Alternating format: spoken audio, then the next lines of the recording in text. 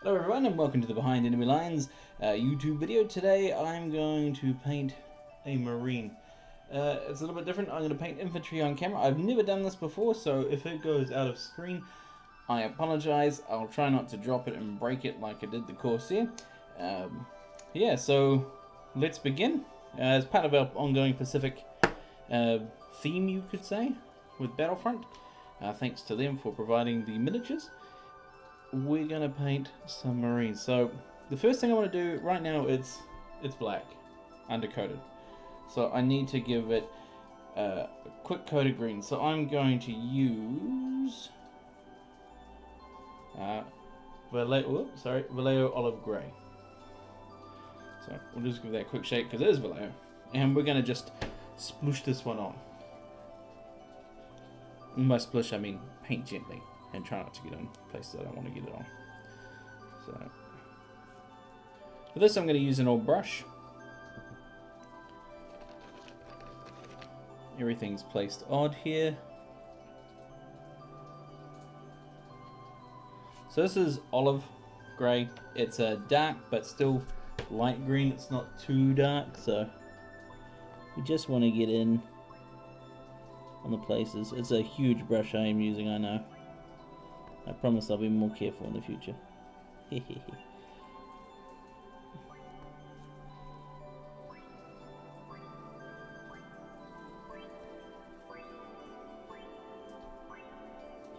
So I'm only going to do the camouflage, and I'm going to do the sand camouflage on this helmet. I'm not going to worry too much about camo pants, and I'm having real issues trying to get a color palette for that green camouflage that you see that Marines have. For me that's really hard to paint, so I just don't do it. I end up using a really bright green that looks ridiculous. Alright, so you can probably see it's got a bit of webbing in there. I mean, we can hit it, it's not the end of the world, but in fact we might hit it, so we're going to come over that later. So this is just a base coat. Normally I'd find an aerosol and just spray it with the colour. So this is just a quick brush to bring out all the details and to get all the bits that maybe the undercoating didn't get. Tends to not get under the arm so well on account of the angle.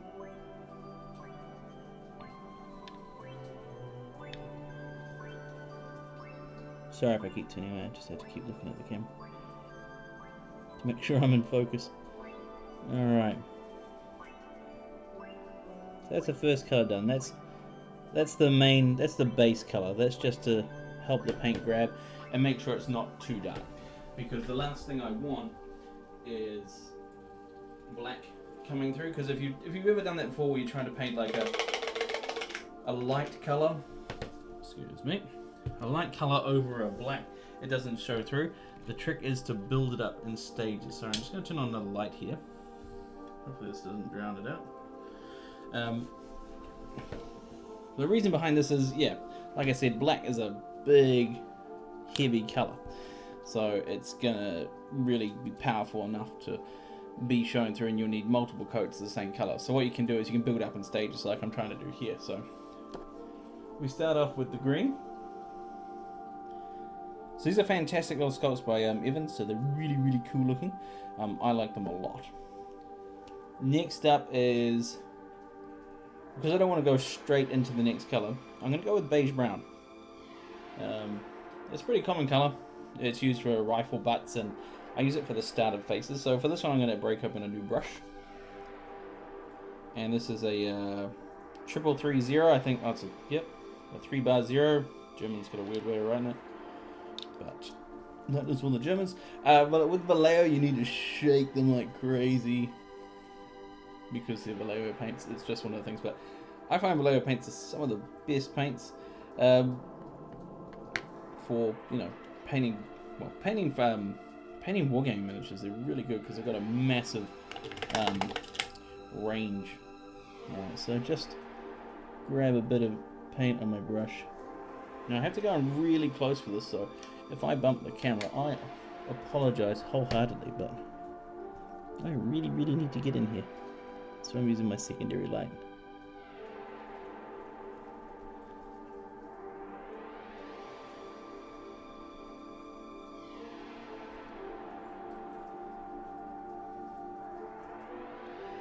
So I may have got some on the weapon itself, but I'm not terribly worried about that. Oh, and the metal bits of the weapon, sorry.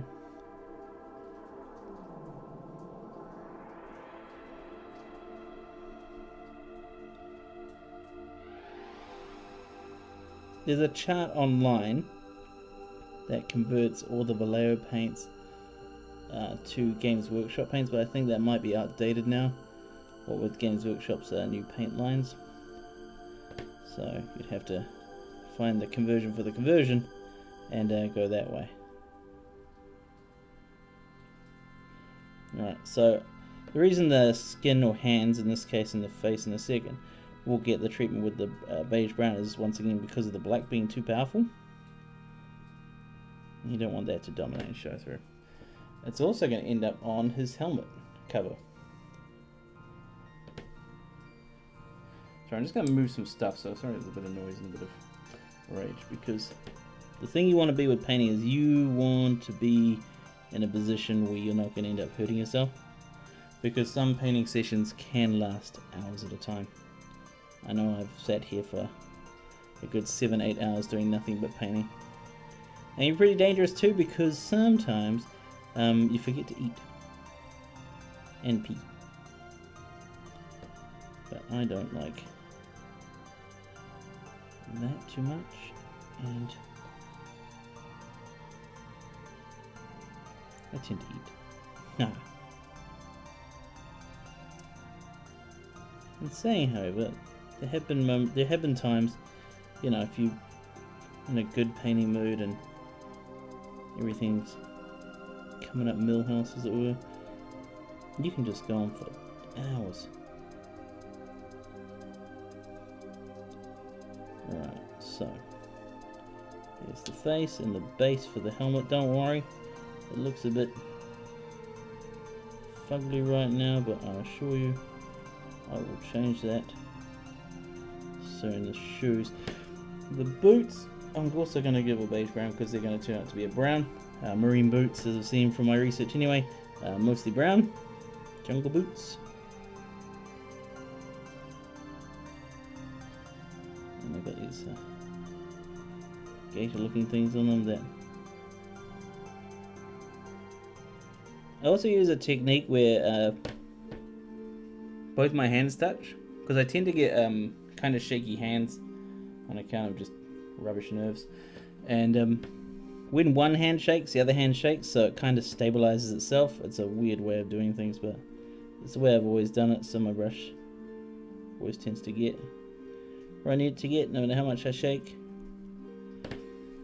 Remember to look for other bits that are wooden, like there's a spade handle in here from his combat shovel, whatever they are, entrenching tool.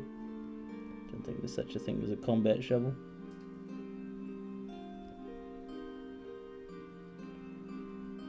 Alright, the water bottles will end up being green-grey, because that's the colours I like to paint. Non-essential items. Okay, that's the wood colour done. Right, now I'm going to start on the major uniform colour. For that, I'm going to use Vallejo 830 or German uniform. I know, wacky, right? So because I've used the green as a counter shade, I'm going to do mostly highlights with this, because this is kind of a really light green, and we can add green grey to it later as like a 50-50 mix for an extreme highlight. We'll do that a bit later on.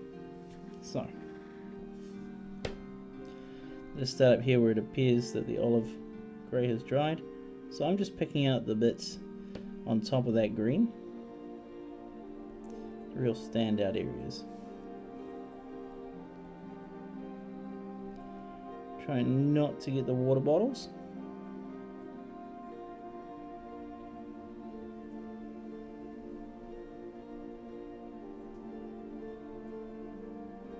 I mean, even if I hit the water bottles or the webbing, it's not the end of the world, because I'm always going to come back later on anyway with the green grey. It appears to be an ammunition bandolier there.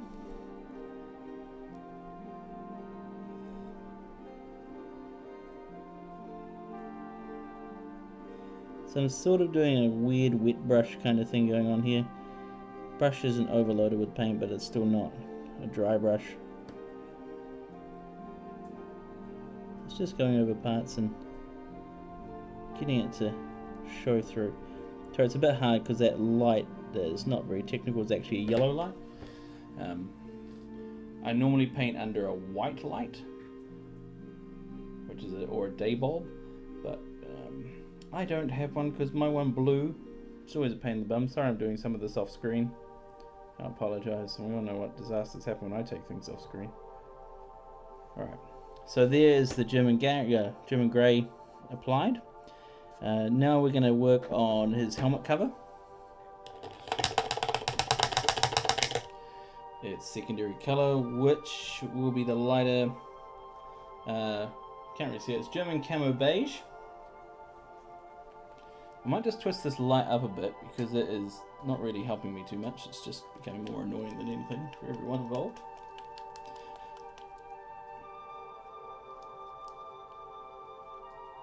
So,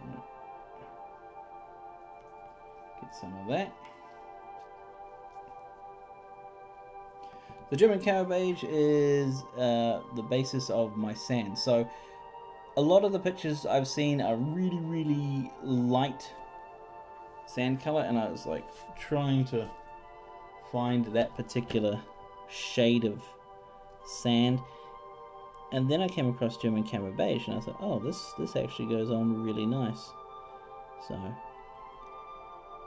I've got 9 stands of Marines ready to go in my little US Marine tank army that I've made.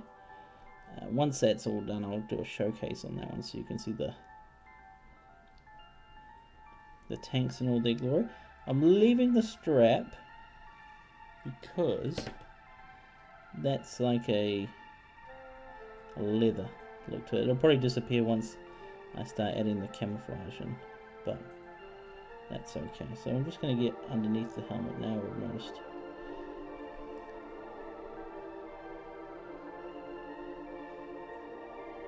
This needs to marry up with the head. So once again, because most of these aren't the final color, this one is, it's not going to matter too much if you get it on them. So work with colors that you're going to replace later. So if the beige brown in the face gets some what is this, German Camo Beige on it, it's not going to be the end of the world. It's just, you know, it's going to be overpainted later. Alright, next part I am going to do, I might highlight the uniform. So once again, using the German Fieldgrey we saw earlier, I'm going to mix a 50-50 of everyone's favorite green-grey. Great for pouches, webbing for almost any army, and the German grey to give us a nice highlight. So that one we're going to do with this little brush. So just a drop of that 50-50 mix. Make sure your brush is kind of wet.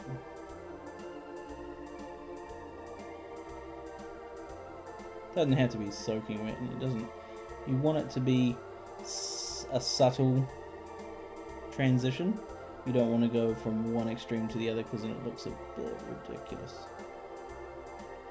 Then again, I've seen some people who do really extreme transitions, and it has a cartoon type effect to it, and it looks really good. So once again, I go ahead and contradict myself with a each to his own kind of statement there. So let's have a look how this works. So that was, to me, probably a little bit too much green-grey, but we'll just go ahead and keep bumping the camera because that's what we want. That's what the crowd wants, an earthquake.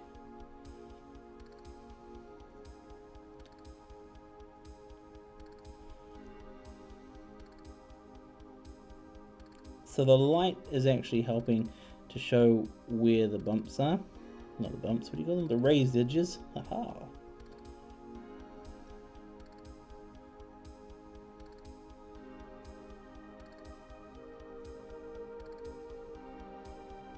Trying to get it on too thick because it's just a highlight.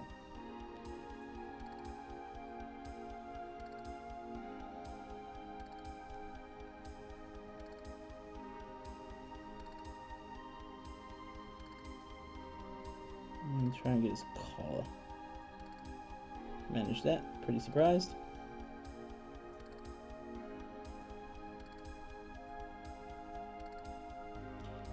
Reason for the highlighting being a bit more extreme is these guys obviously don't get a new uniform every time. They are the Marines there. And we describe them as America's pit bull. Treat them mean and eventually let them out to go and fight with the neighbors. This is of course based on Generation Kill, so everybody will realise. They'll be the nicest people you ever met.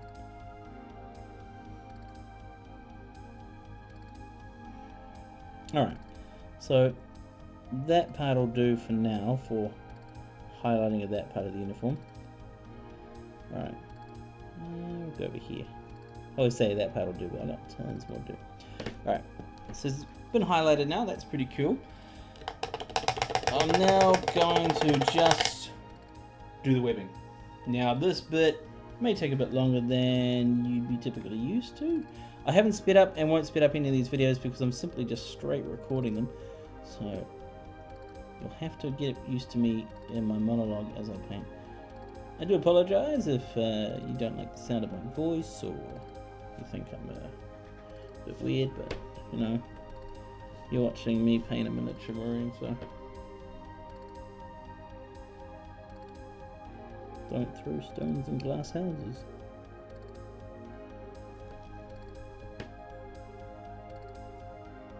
Always try and maintain like 3 points of contact with your holding device. I've used a old Tamiya paint bottle, but 90% of the time I use a oversized popsicle stick, which you can get from craft stores, so my wife no longer has to liberate them from her hospital, which is always good. As you can see, this is creating contrast, which is what we want, so that highlight wasn't too bright, which is fantastic. I've let this paint, this what do you call it, water bottle black. I shouldn't have. It's like that mysterious panel on the Sherman we did the other day, and somehow it managed to get missed by the airbrush altogether. Not to worry though, it still looks good.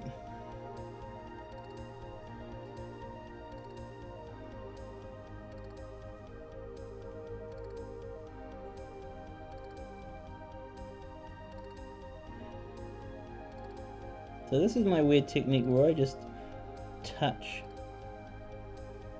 the miniature concerned and the paint comes off. It's like a wet dry brush, if that makes any sense. I try not to overflick so that you can still see the gaps between it where I painted the previous green.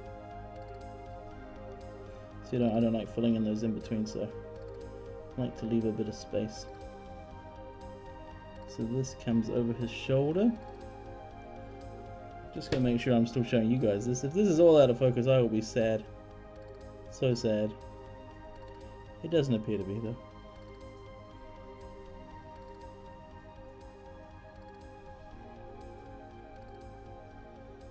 Yep. Some parts you'll find are hard to get into. Just relax. Let your brush do the brushing. The helmet strap. Is that a helmet strap there? Let me. No, there's only a helmet strap on one side. Alright. Oh, we forgot his gaiters on his jungle boots. Very important piece. I didn't even paint those green either. I'm a terrible, terrible person. This bit I like, where you just whip one bit up the middle there, so they're connected. On the miniatures that are running, the gator runs all around the boat too, so that's pretty cool. Also, please correct me if I'm pronouncing things wrong, and they're not actually called gators, they're called something else. I always refer to them as gators. I like alligators, but gators. My accent is horrible.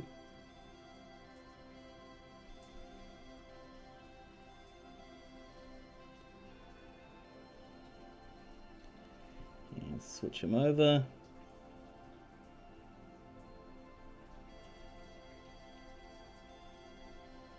A bit more, trying to fade the black in there. Okay. That's the green grey taken care of. Now it's up to flesh. So we started with the first colour, which is beige brown. I'm now going to move on to my secondary flesh tone. So I do a stage of 3 fleshes. So this is Vallejo 860, which is medium flesh tone. It looks orange in the bottle, but it's like a really dark flesh. So I'm going to use this as my main skin tone, followed by the one that will highlight it and make it look good. So the reason I use this one, I'd normally go after this one, I'd use the flat flesh as the actual skin tone, is because these guys are tropical based, the Marines, so their skin would be a bit darker because of the exposure to the elements. You get a bit more sun than you do in Europe. So I expect them to be worn a bit. Try not to have a brush. Try to have a damp brush so the paint's got like some movement to it, but don't have it so that it's wet, because that basically acts as it would act like a wash, and that would push and pull your paint and like no one's business. Alright. Get his fingers, but not get the trigger.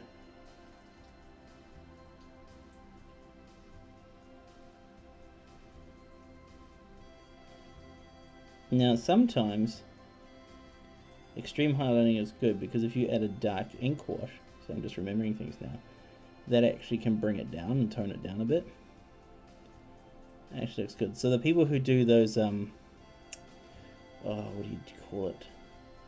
Modulation, like extreme modulation, it looks kind of, if they do it to that part and you just see the modulated tank with the colored panels, that looks okay, but when they start using AK interactive stuff, that's when it can actually blend it all together really, really well.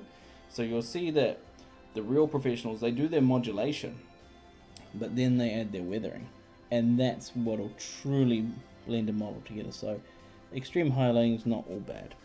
Alright, so now we're going to do the face. Now there is a rifle in the way, so bear with me. Alright, so I like to start with the nose, because it sticks out, the nose and the brow, if there's one here. So this is his nose, the cheek, the upper lip, the lower lip, join them together at the cheek, the ear, the inside of the nose, the back of his head, which I'm hoping isn't that helmet strap, which now looks like it is, but now it's part of his flesh. Oh no, it's part of his ear, all good. Under his chin. Under his chin's really got to be careful, because you tend to sometimes catch the uniform itself. So trying just to keep the paint located to the edge of the brush, so that you don't get too much over. Apologize for the rain sounds. It sounds like winter has started here. This bit always sucks.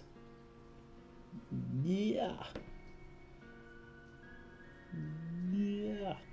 That'll do. I ain't going back in there. Now the eyes on these are kind of googly, so I'm going to go in there and just fill it with some paint. Alright. That'll do. Remember, it's 15 mils, so no one's going to go right up to the face and go, oh my god, you painted eyes. I've seen someone paint eyes. I thought that was extreme. First part of the flesh done. Okay. Now, flesh is pretty much dry straight away, so I'm going to go and add my highlight to my flesh, which is Vallejo 955, which is flat flesh. So this is the highlight mostly. Just helps bring out the miniature.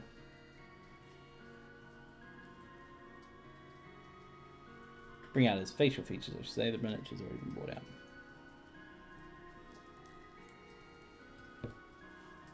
Once again, I want the brush to be not too wet. I also like to check my fingers. Don't see they got paint on my thumb there. Watch that too when you're handling miniatures, because sometimes the paint builds up on the lid, you get paint on your thumb, you hold your miniature and you're spreading paint everywhere, and it's you've ruined that miniature you spent 20 minutes painting. Alright, so now let's use that flat flesh.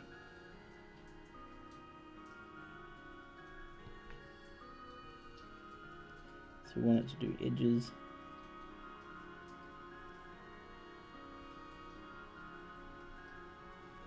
I like to join them together.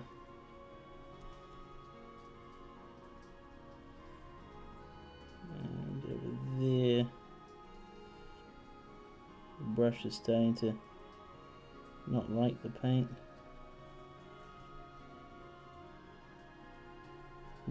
It doesn't matter if you like end up actually coloring it all in the flat flesh.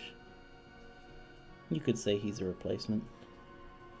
Alright, so now the exact same thing again.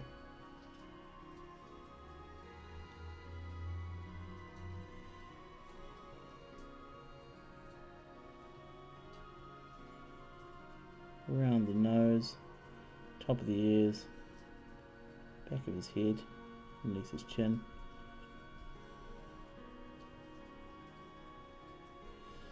Okay, that part was done. That was relatively painless. The trick to painting Flames of War miniatures and getting these, you know, not looking like a pig's ear is practice. There's no trick to Flames of War, I'm afraid. It's just doing it, practicing it, living it. You know, I have painted more miniatures than I'd like to remember. Next color I'm going to use is 995 German Grey. We're going to use this to lighten up the metal and give it a 50-50 mix with Gunmetal Grey. Yeah, painting Flames of War miniatures, I've been doing it for 2016, 13 years. So I've had a lot of practice. Before that, I, of course, like most folks, started with Warhammer 40k. I wasn't very good at 28mm, but then I was only like really young and not very talented. And I cut my teeth on some US Infantry in about 2003. And unfortunately, it's been like a slight addiction ever since then. And now I have rooms and boxes full of armies, both complete and incomplete. And I just keep buying more. I understand addiction. Alright. So the grand, we're going to get in here and do the cool mechanism they had. And some of the miniatures, this is a bit more pronounced. This probably wasn't the best mini for the painting demo, but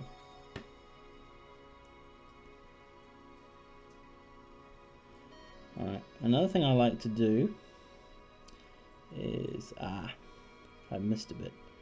So it's the end where the, what do you call it? The strap connects to the rifle. I like to do those as well. Alright, that's done.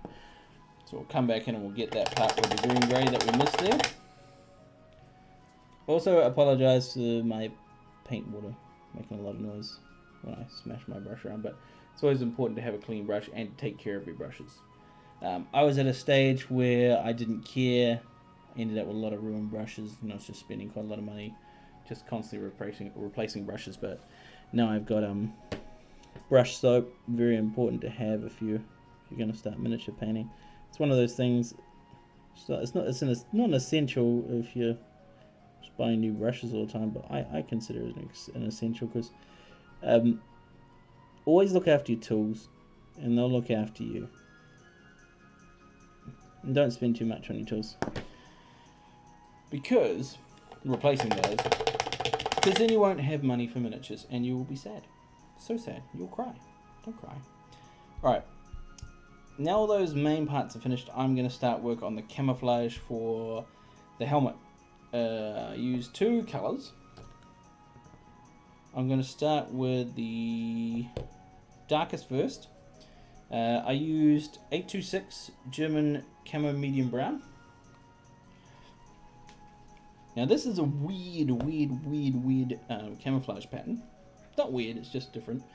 It's sort of like a splinter camouflage with those odd shapes, but then some of the shapes are organic rather than just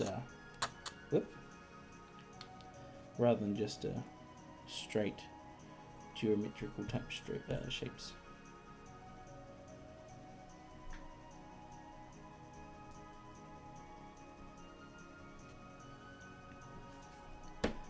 Alright, here we go.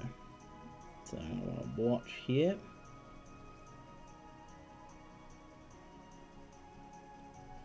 I want to blotch there. And I come at a different angle because I don't want it all to be the same. Remember, it's camouflage, not uniformiflage. Ho punny. And I'm going to put a little bit here on the front of his helmet to help him out. Try not to do too much either because you don't want it to. Oops, it moved join a bit there. Right, so this part 1 of the camouflage done.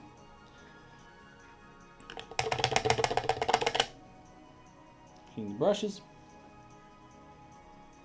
Counter color is 825, which is German Camo Pale Brown. There you go. German Camo Pale Brown. You can't read it because my bobbles are well worn and well used.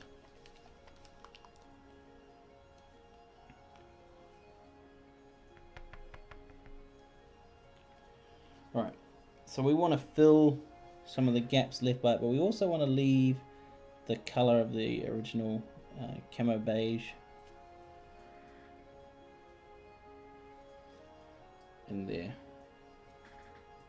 Because we don't want to, you've got to still make it look like it's camouflage. Alright, so I'm going to start here where I can see a real dot. Now, the thing is with camouflage, the lighter color goes over the top of the, or this camouflage, anyway, the lighter color goes over better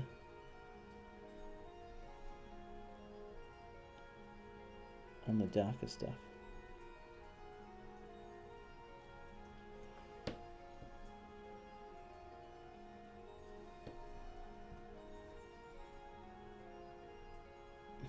That stuff is actually kind of watery, but it's probably me with my brush. I think it is. Not to worry.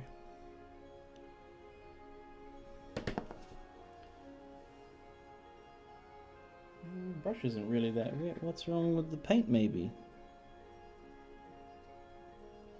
Probably not shaken enough. That is my number 1 problem. Don't be impatient when it comes to paint. Painting is a relaxing hobby. If you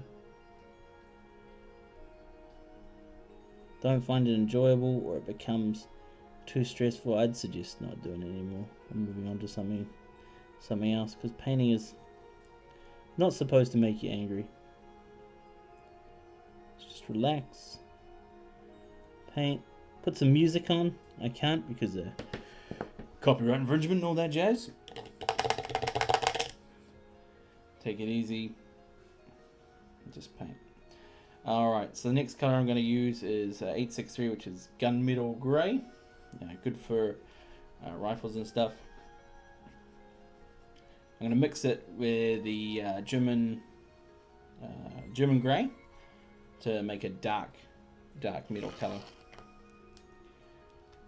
Yeah, like I was saying before, it's always a good idea to get yourself in a good headspace when it comes to painting. Because if you're going to be painting like Marines for Flames of War, there's 9 bases of them. There's 4 Marines per base. It's 45 plus all the extras that come in the packet. Marines that you'll end up painting.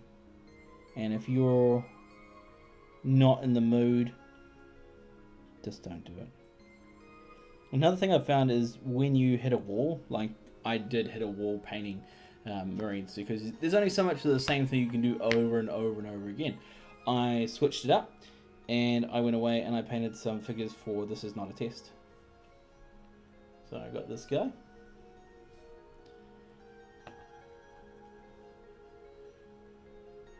This chap.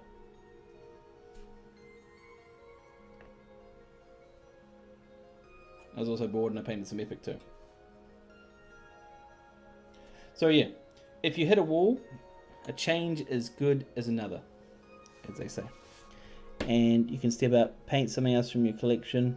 I don't exclusively have Flames of War, I just have a lot of it. Alright, so what I'm doing over the German grey is just straightening up the rifle itself, hitting the high edges where the what do you call it? Where the metal would shine the most.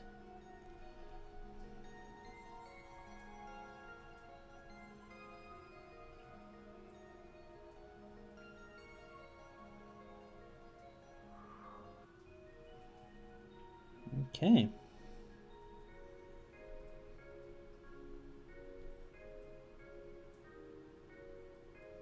I'm pretty sure that should be brass, not metallic or metal colored. Right, and he's almost done, except for one tiny color, which is, I don't have my flat earth on me. Tisk. We'll just paint his shoes a dark brown. So I'll go back to that German dark camo beige, because the shoes are quite dark. Boots, sorry, not shoes. You don't wear shoes to war, you wear boots.